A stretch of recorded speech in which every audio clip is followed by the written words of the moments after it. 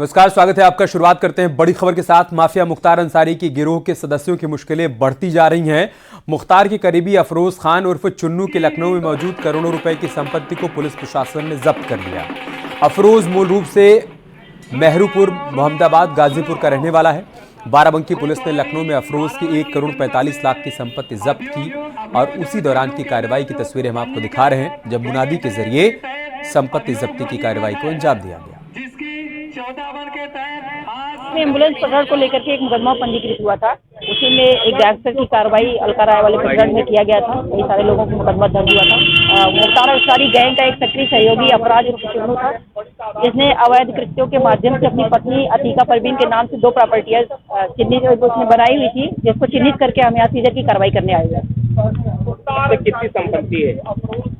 अभी गैंगस्टर के मामले में लगभग जितने लोगों की प्रॉपर्टी, क्योंकि प्रॉपर्टी उसमें पता करने में थोड़ा टाइम लग रहा है, जैसे जैसे पता चल रही है हम इसकी सीजर की कार्रवाई कंटिन्यूएशन में करते जा रहे हैं। प्रयागराज में माफिया अतीक अहमद के करीबी बिल्डर मोहम्मद मुस्लिम के अवैध कब्जे पर बुलडोजर चला है। मोहम्मद मुस्लिम ने पीपल गांव में अवैध कब्जा कर रखा था। बाउंड्री वॉल बनाकर जमीन को घेर रखा था। राजस्व टीम और पुलिस ने जेसीबी से बाउंड्री वॉल तोड़कर जमीन कब्जा मुक्त करवाई। हालांकि अतीक अहमद की हत्या के बाद मोहम्मद मुस्लिम ने पलटी मार ली थी। उसने अतीक अहमद के बेटों के खिलाफ अपहरण और रंगदारी वसूलने के मामले में एफआईआर दर्ज करवाई।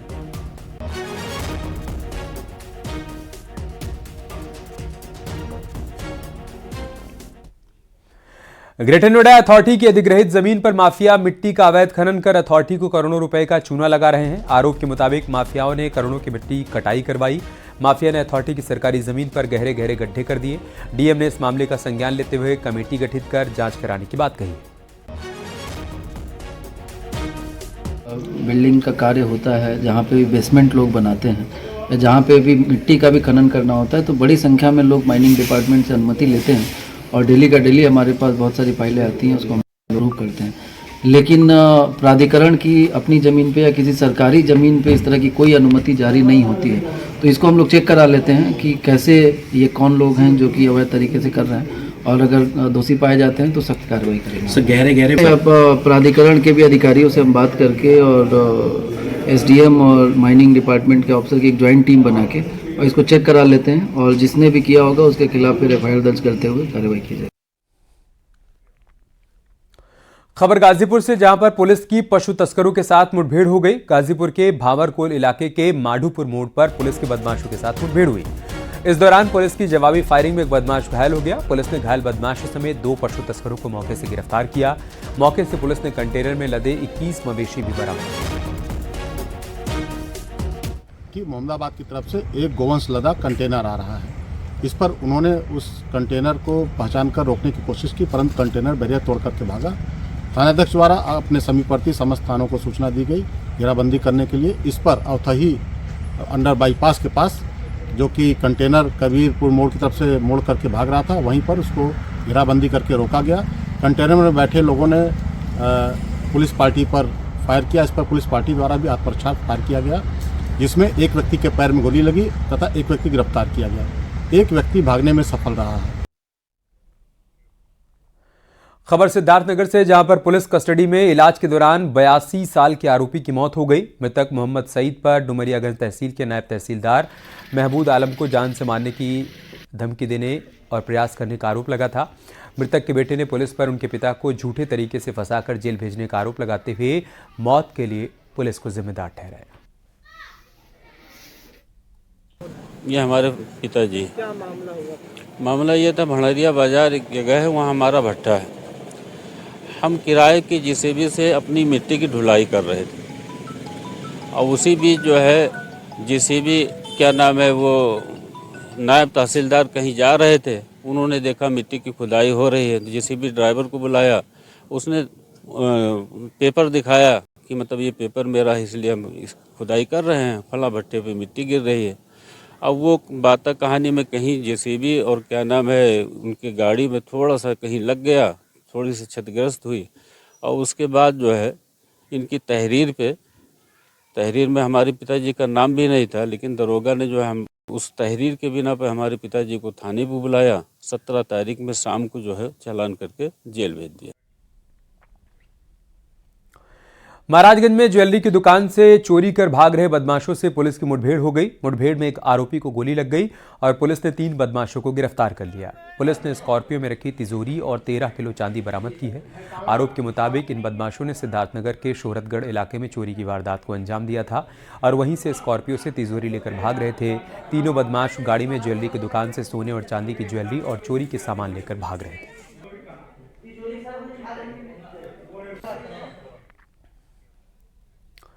कानपुर देहात के अकबरपुर इलाके में एक मोबाइल शॉप में दुकानदार फोन ठीक कर रहा था और जैसे उसने मोबाइल की बैटरी निकालने की कोशिश की, जोरदार धमाका हो गया, आग लग गई। दुकानदार ने मोबाइल फेंक दिया। इस घटना का वीडियो अब सोशल मीडिया पर वायरल हो रहा है। दुकानदार के साथ एक और शख्स वहां पर खड़ा हुआ था, वो भी इस हादसे में बाल बाल बचा।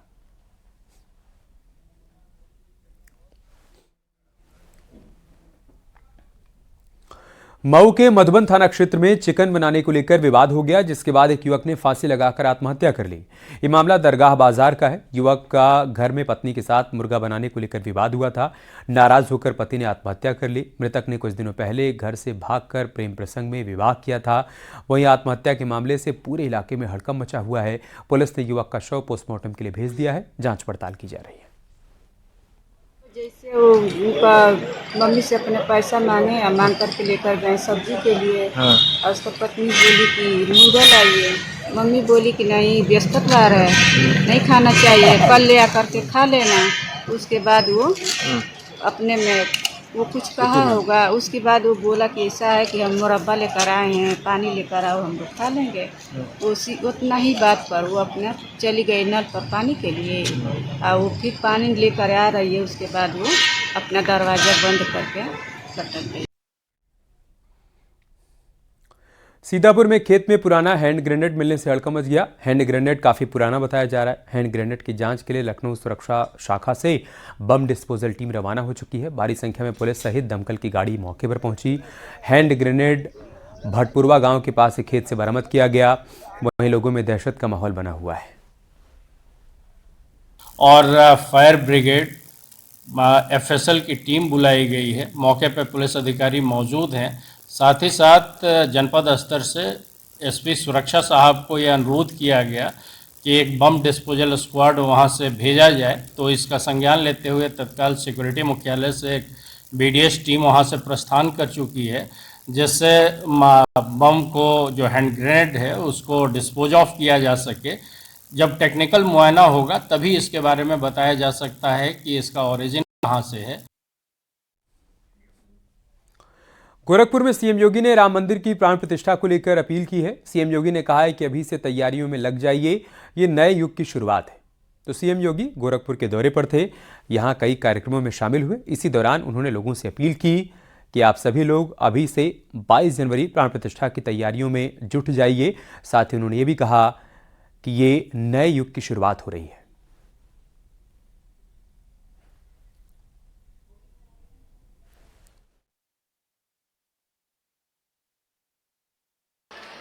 22 जनवरी को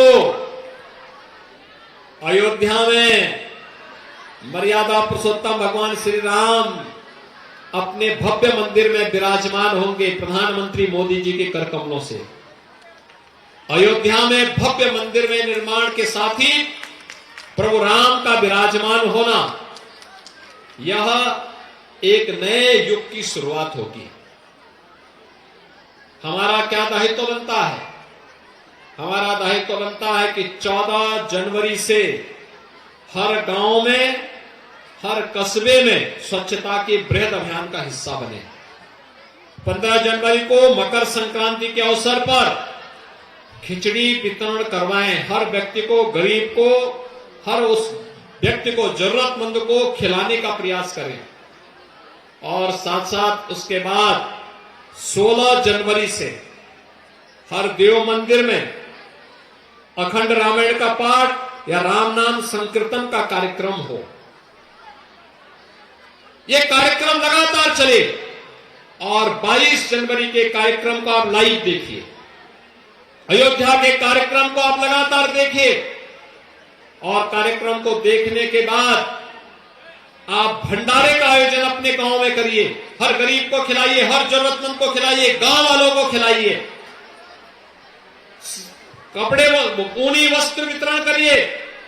सायकाल अपने घर में, अपने मंदिरों में, घाटों में दीपोत्सव का, राम ज्योति के उत्सव के साथ जुड़ करके दीपोत्सव का भव्य आयोजन करके नए युग की शुरुआत करिए। आप सबको अयोध्या में प्रभु राम के अपने भव्य मंदिर में विराजमान होने की इस कार्यक्रम के अवसर पर अभी से मैं हृदय से बधाई देता हूं। और जब अयोध्या में कार्यक्रम संपन्न होगा उसके बाद किसी एक तिथि को अपने विधायक जी, अपने सांसद जी के साथ जुड़ाव रखिए और किसी एक तिथि के लिए हम लोग कार्यक्रम बनाएंगे कि अयोध्या में आप लोगों को दर्शन भी करवाएंगे, अयोध्या का, नई अयोध्या का दर्शन भी करवाएंगे। वाराणसी पहुंचे समाजवादी पार्टी के अध्यक्ष अखिलेश यादव ने एक बार फिर से राम मंदिर पर बयान दिया, साथ ही सवाल भी खड़े कर दिए। कहा कि चारों शंकराचार्य मना कर रहे हैं तो क्या बीजेपी उन पर आरोप लगाएगी कि वो सनातनी नहीं हैं? अगर देश के चारों शंकराचार्य हम उनको सम्मान की दृष्टि से देखते हैं, वो हमारे धर्म के अगवा हैं, उन्हीं से बहुत सारी परंपराओं, बहुत सारे धर्म की जानकारी हमें मिलती है। और अगर चारों शंकराचार्य मना कर रहे हैं किसी बात को लेकर, तो भारतीय जनता पार्टी क्या आरोप लगाएगी उन पे कि वो सनातनी नहीं है? जो आरोप विपक्ष के नेताओं पे लगा रहे हैं, इनका बस चले तो हमारे जो पूजनीय, सम्मानित जो शंकराचार्य जी हैं उन पे भी आरोप लगा सकते हैं। आप कब जा रहे हैं राम मंदिर? आप कब जाएंगे राम मंदिर? जब भगवान बुलाएंगे।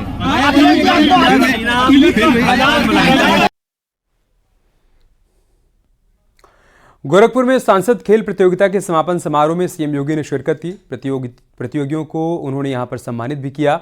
इस दौरान सीएम योगी ने कहा कि आज खिलाड़ियों को मंच मिल रहा है, पहले ऐसा किसी ने नहीं सोचा था, लेकिन अब ये सब कुछ सोचा भी जा रहा है, किया भी जा रहा है। खेल और खिलाड़ियों को प्रोत्साहित किया जा रहा है। नौजवानों को गांव के अंदर ही उपलब्ध करवाने का कार्य करें। आज यह सफलतापूर्वक प्रदेश के अंदर हम आगे बढ़ रहे हैं। कोई कल्पना भी नहीं कर सकता था इससे पहले कि गोरखपुर में इतना अच्छा इंफ्रास्ट्रक्चर होगा।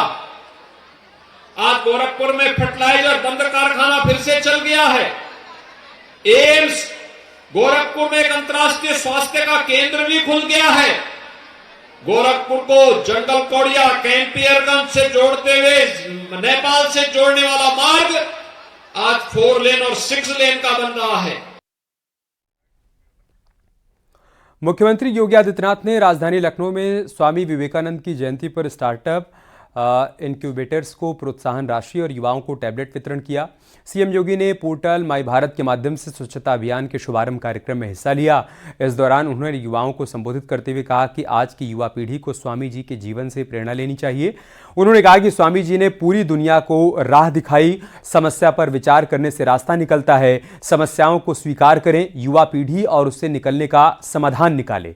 उन्होंने कहा कि विश्व कल्याण का रास्ता भारत से ही निकलता है। हमें सब्स्टिट्यूट देना पड़ेगा और ये चीजें अगर आप इसमें बड़ी भूमिका का निर्वहन कर पाएंगे। आत्मनिर्भरता के लक्ष्य को प्राप्त करने के लिए टेक्निकल इंस्टीट्यूशन और हायर एजुकेशन से जुड़े हुए हमारे इंस्टीट्यूशन थोड़ा भी अपने आप को तैयार कर लेंगे, एक बड़ी भूमिका का निर्वहन उसमें इसके माध्यम से हो सकता है। दूसरा कार्य जो दूसरा प्रधानमंत्री जी ने कहा, गुलामी के अंशों को सर्वथा समाप्त करना। हमारे मन में आज भी एक इस बात का भूत सवाल रहता है, साहब हम तो बहुत दीनहीन हैं, हम कुछ नहीं कर सकते हैं। जब पहले ही हमने शुरुआती यहीं से की है, आगे बढ़ेंगे कैसे? कभी आगे नहीं बढ़ सकते। हमारे मन में होना चाहिए कि जो हमारा वो सर्वश्रेष्ठ है, अच्छा है, इसको और भी अच्छा बनाएंगे। दुनिया हमसे सीखती है। राम मंदिर पर लालकृष्ण आडवाणी का बयान आया है। राम ने अपने भक्त को मंदिर के लिए चुना। रथ यात्रा के दौरान मोदी मेरे सहायक थे। समारोह में मोदी सबके प्रतिनिधि रहेंगे। मुझे लगता था कि राम मंदिर जरूर बनेगा। राम मंदिर आंदोलन परिवर्तनकारी रहा। ये तमाम बातें लालकृष्ण आडवाणी की तरफ से कही गई हैं। उन्होंने प्रधानमंत्री मोदी का भी जिक्र किया और कहा कि राम ने अपने भक्त को मंदिर के लिए चुना। रथ यात्रा के दौरान मोदी मेरे सहायक थे। वो तस्वीर भी आप देखते होंगे जब लाल कृष्ण आडवाणी रथ यात्रा लेकर निकले थे। उस रथ पर प्रधानमंत्री मोदी भी सवार थे, जो कि उस वक्त उनके साथ इस रथ को आगे बढ़ाने में, इसकी रूपरेखा तैयार करने में मुख्य भूमिका में थे। आज इस बात का भी जिक्र लाल कृष्ण आडवाणी की तरफ से किया गया। साथ ही लाल कृष्ण आडवाणी ने यह भी कहा कि मोदी मेरे उस वक्त सहायक थे, लेकिन समारोह में मोदी सबके प्रतिनिधि रहेंगे। मुझे लगता था कि राम मंदिर जरूर बनेगा। राम मंदिर आंदोलन परिवर्तनकारी रहा।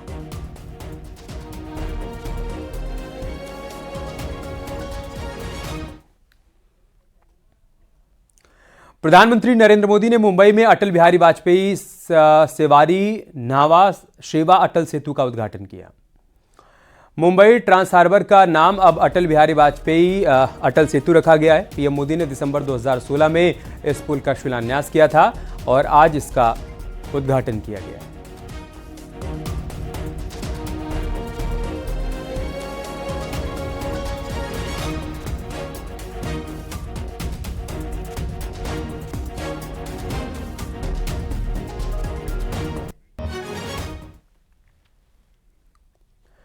पीएम मोदी ने राम मंदिर प्राण प्रतिष्ठा से पहले एक ऑडियो मैसेज भी जारी किया। इसमें उन्होंने कहा कि वो 11 दिन का विशेष अनुष्ठान आरंभ कर रहे हैं।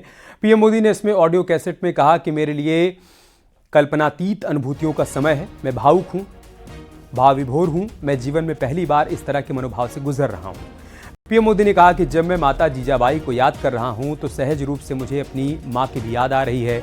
मेरी मां जीवन के अंत तक माला जपते हुए सीताराम का ही नाम भजा करती थी। उन्होंने कहा कि लोग अपने शब्दों और भावों को नमो ऐप के जरिए उन तक पहुंचा सकते हैं।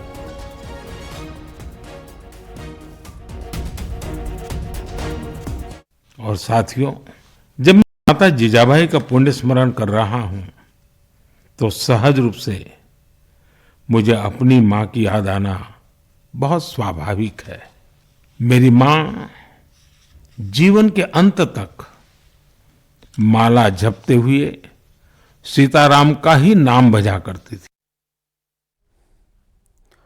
मेरठ में सीबीआई अधिकारी बनकर ठगी करने पहुंचे 3 आरोपियों को ग्रामीणों ने धर दबोचा। ये ठग दोबारा ठगी करने पहुंचे थे। शक होने पर ग्रामीणों ने घेर लिया और फिर पिटाई के बाद पुलिस के हवाले कर दिया। आरोप के मुताबिक वो अब तक दर्जन लोगों को अपना शिकार बना चुके हैं। थाना भावनपुर इलाके की एक घटना है, जहां एक कार में सवार होकर लोग सीएससी केंद्र संचालक को ब्लैकमेल करने के लिए पहुंचे हुए थे। पुलिस की माने तो भावनपुर इलाके में क्राइम के प्रति जागरूकता फैलाने के नाम पर ये लोग क्राइम ब्यूरो इन्वेस्टिगेशन नाम से ऑफिस चला रहे थे और ये लोग इसी तरीके की ठगी और ब्लैकमेलिंग की वारदात को अंजाम दिया करते थे। क्राइम ब्रांच इन्वेस्टिगेशन ट्रस्ट के नाम से बनाया हुआ ऑफिस, जिसमें 5 या 6 लोग काम करते हैं, जिसमें 3 लोगों को गिरफ्तार किया गया है और ये पाया गया कि ये फर्जी आईडी कार्ड के आधार पर, जिसमें सीबीआई का ऑफिसर बताकर लोगों से ये पैसे मांगने का काम करते थे। उनको डराते थे कि हम तो आपके खिलाफ जांच चल रही है, जिसमें आपको जेल भेजा जा सकता है। और इस तरह से ये इनको 3 लोगों को गिरफ्तार किया गया है और इनको जेल भेजा गया है। शाहजहांपुर की एसओजी और पुलिस टीम ने 4 किलो अफीम के साथ ही 2 तस्करों को गिरफ्तार किया। बरामद अफीम की कीमत 4 करोड़ बताई जा रही है। एक लग्जरी कार मिली है। ये झारखंड से सस्ती कीमत पर अफीम लाकर शाहजहांपुर से पंजाब सप्लाई किया करते थे। कोला घाट पुल के पास से गिरफ्तारी की गई है। पुलिस अधीक्षक शाहजहांपुर महोदय द्वारा अपराधियों के विरुद्ध चलाए जा रहे अभियान के क्रम में आज थाना जलालाबाद को एक महत्वपूर्ण सफलता प्राप्त हुई, जिसमें उनके द्वारा 2 अपराधियों माखन पासवान तथा सर्वेश कुमार की गिरफ्तारी की गई तथा उनके पास से 4 किलोग्राम फाइन क्वालिटी की अफीम बरामद की गई। अंतर्राष्ट्रीय बाजार में इस अफीम की कीमत लगभग 4 करोड़ रुपए है। एक हुंडई कार व एक मोबाइल फोन की भी बरामदगी की गई है। अभियुक्तों को गिरफ्तार करके जेल भेजा जा रहा है तथा अग्रिम वैधानिक कार्रवाई की जा रही है। बलिया की मॉडल तहसील में आजमगढ़ से एंटी करप्शन टीम ने एक कानूनगो और एक चपरासी को 10,000 रुपये रिश्वत लेते हुए गिरफ्तार किया। जमीन पैमाइश के नाम पर रिश्वत लेने का आरोप है। दोनों को एंटी करप्शन टीम ने रंगे हाथों पकड़ा है।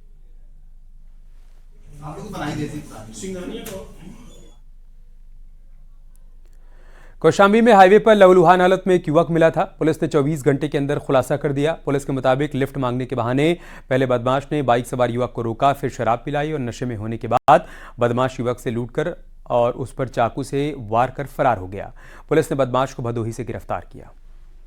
थाना कोखराज के अंतर्गत असवा गांव में एक घायल अवस्था में एक व्यक्ति मिला था, जिसको उपचार हेतु जिला अस्पताल भेजा गया। बाद में उनको एसआरएन प्रयागराज रेफर कर दिया गया था। उनसे पूछताछ की गई और सीसीटीवी कैमरे से भी ये ज्ञात हुआ कि वह व्यक्ति पूरा मुक्ति से अपने घर ककुड़ा आ रहा था। बीच में एक व्यक्ति अज्ञात व्यक्ति ने लिफ्ट मांगा, जिसको वो बैठा करके ला रहा था। मूरतगंज के पास उस व्यक्ति ने बहला फुसला करके इसको शराब पिलाई और असवा के पास सुनसान क्षेत्र दे करके उसकी बाइक लूट करके उसको चोटिल करके वहां से वो भाग निकला। फिरोजाबाद में विंकल यादव की हत्या में आरोपी 2 युवकों को पुलिस ने गिरफ्तार किया। युवकों के पास से पुलिस ने तमंचा बरामद किया। 3 आरोपियों की तलाश अभी की जा रही है। विंकल यादव की उसके ही 8 दोस्तों ने निर्मम तरीके से हत्या कर दी थी। हत्या के बाद से पुलिस आरोपियों की तलाश में दबिश दे रही थी। देखिए, थाना जसराना क्षेत्र में 3/4 को एक घटना घटी थी, जिसमें पटिगरा नहर के पास, कुकू ढाबा के पास और उसी के पास खुदादातपुर एक गाँव है, वहाँ पर कुछ लोगों ने लाठी डंडों से पीट कर एक युवक को बहुत गंभीर रूप से घायल किया था। और उसके बाद जब उसको हम लोग हॉस्पिटल भिजवाए तो रास्ते में उनकी डेथ हो गई थी। उसमें 8 लोगों के विरुद्ध मुकदमा पंजीकृत हुआ था और उसमें से हम लोगों ने 2 लोगों को ऑलरेडी अकाउंट फॉर कर लिया था। पहले पुष्पिंद नामक व्यक्ति अरेस्ट हुआ था, उसके बाद एक रंजीत नामक व्यक्ति जो हिस्ट्री सीटर था और इनामिया भी था, उसको भी हम लोगों ने पुलिस मुठभेड़ में अरेस्ट किया है। प्रयागराज की नैनी थाना पुलिस और एसओजी यमुनानगर को बड़ी कामयाबी मिली है। नैनी थाना पुलिस और एसओजी यमुनानगर ने संयुक्त कार्रवाई में अवैध असलाह फैक्ट्री का भंडाफोड़ किया। पुलिस टीम ने अवैध असलाह बनाने वाले 3 अभियुक्तों और एक खरीदार को मौके से गिरफ्तार किया हुई है और नैनी में किस तरह की अवैध असलाह फैक्ट्री संचालित हो रही थी, जिसका भंडाफोड़ किया गया है। श्रीमान पुलिस आयुक्त महोदय द्वारा आगामी माघ मेला, 26 जनवरी एवं राम मंदिर उद्घाटन से पहले चलाए जा रहे ऑपरेशन क्लीन में आज एसओजी एवं नैनी थाने को एक बड़ी सफलता मिली है, जिसमें अवैध फैक्ट्री जिसमें असले बनाए जा रहे थे उसका भांडाफोड़ हुआ है। इसमें 4 अभियुक्त गिरफ्तार किए गए हैं। गाजियाबाद में पुलिस ने एक होटल में छापेमारी की। इस दौरान होटल मालिक सहित 3 युवक और 4 युवतियों को हिरासत में लिया गया। जिस्म फरोशी के आरोप में पुलिस ने यह कार्रवाई की। होटल से पुलिस को शराब की कई बोतल मिली हैं। इतना ही नहीं, आरोपियों से कई आपत्तिजनक सामान भी बरामद किए गए। थाना मोदी नगर इलाके की घटना है। पुलिस के पहुंचते ही होटल में हड़कंप मच गया। कार्रवाई के दौरान एक युवक पुलिस से बचने के लिए दीवार कूदकर भाग गया।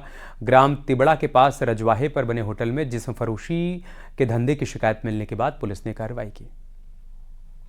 आज दिनांक 11 जनवरी 2024 को मुझ सहायक पुलिस आयुक्त मोदी नगर को यह सूचना प्राप्त हुई कि तिबड़ा बम्बा थाना क्षेत्र मोदी नगर अंतर्गत एक होटल में अनैतिक देह व्यापार का कार्य संचालित किया जा रहा है।